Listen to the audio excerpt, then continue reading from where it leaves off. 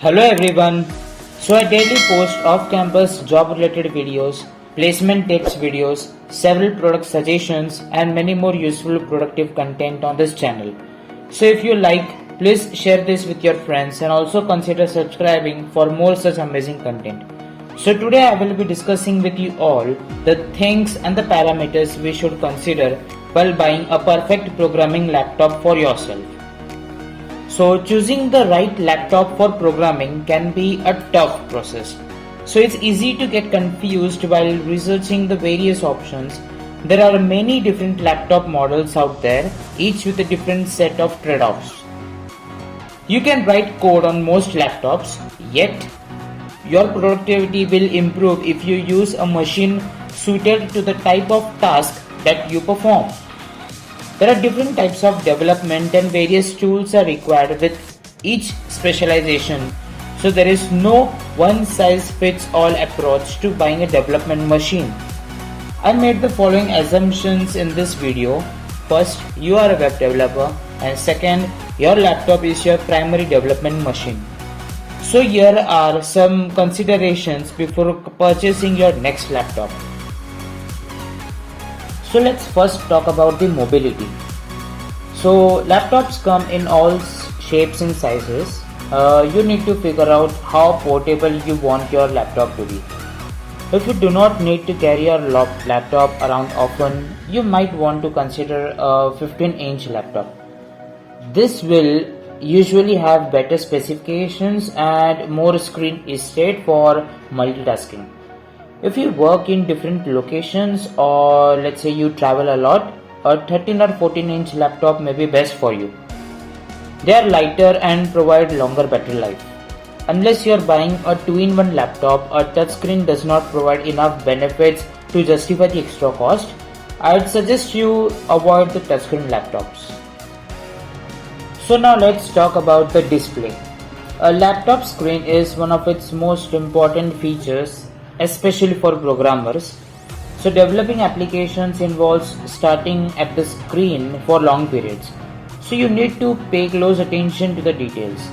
Most budget laptops ship with a 1366 by 768 display, which I consider to be mediocre at best. The display doesn't have enough screen estate for multitasking.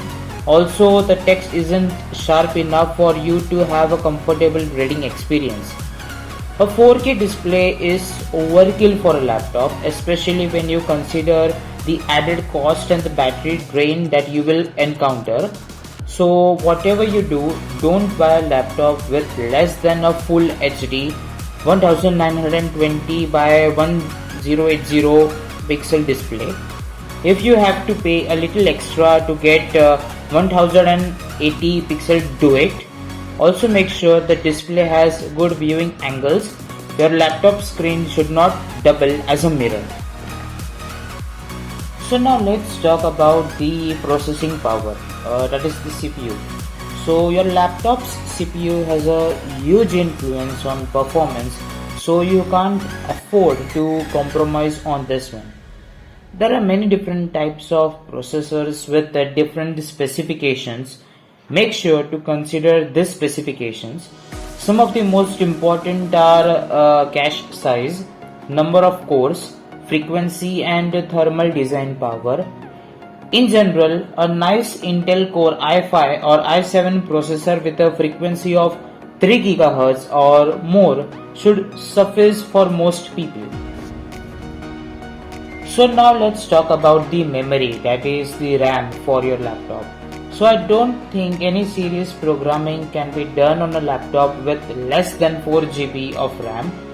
My smallest RAM recommendation is minimum 8 GB. Even that is becoming barely enough with the advent of Electron apps, which love to consume large amounts of RAM. So if you have experience working on Android Studio, you might experience that the laptops which RAM less than 4 GB might get stuck or hanged. So it is highly recommended to use a laptop with at least 8 GB of RAM so that you won't face any such problems while using any apps. So if you have extra cash lying around, invest in 16 GB of RAM at least. So now let's talk about the storage type and capacity. So getting an SSD or the solid state drive should be near the top of your priorities. This will give you significant performance improvements over a standard hard drive. Every operation will be a lot faster with an SSD, including booting up the operating system, compiling your code, launching the apps, and loading the projects. A 256 GB SSD should be the baseline. If you have more money, a 512 GB or maximum 1 TB SSD is better.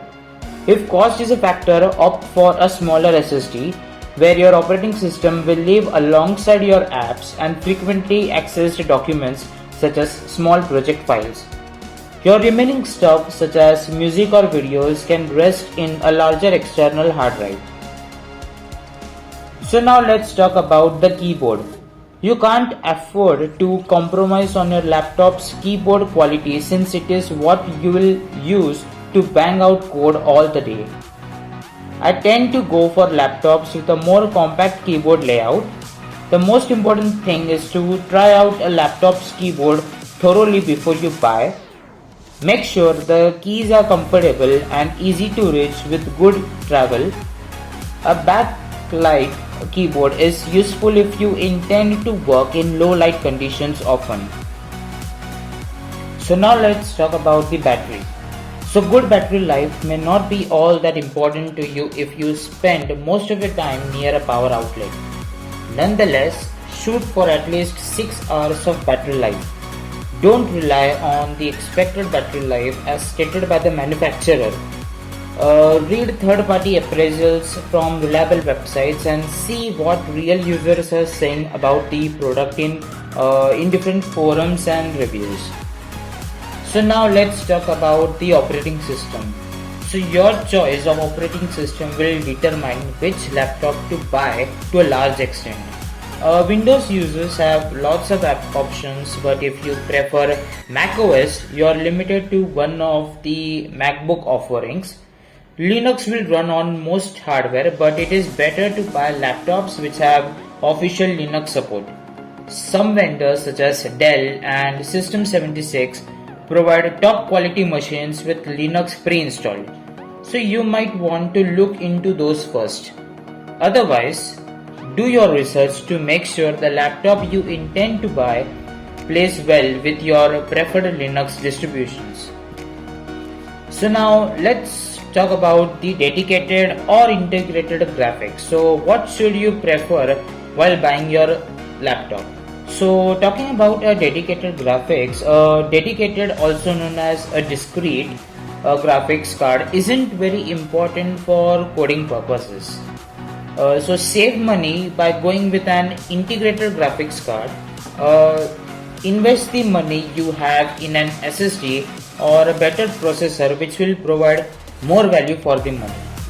So I'd love to know what factors you all consider to be most important for a development machine and how it affects your work on a day-to-day basis.